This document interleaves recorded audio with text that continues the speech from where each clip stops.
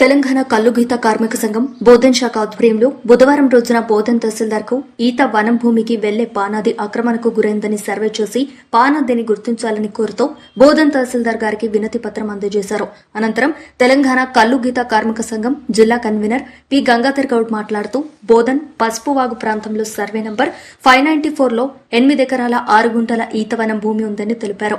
ఆ భూమికి వెళ్లడానికి బెల్లాల్ చెరువు పెద్ద కాలువ నుండి పానది ఉండేదని దాని నుంచి గీత కార్మికులు ఈతవనంకు వెళ్లేవారని పేర్కొన్నారు. కాలక్రమేణా పానది ఆక్రమణకు గురైందని ఆవేదన వ్యక్తం చేశారు. ఈతవనానికి వెళ్లడానికి గీత కార్మికులు ఇబ్బందులు ఎదుర్కొంటున్నారని అన్నారు. కావున రెవెన్యూ అధికారులు స్పందించి సర్వే చేసి పానాదిని ఆక్రమణదారుల నుంచి బయటకు తీయాలని తహసీల్దార్ని కోరారు.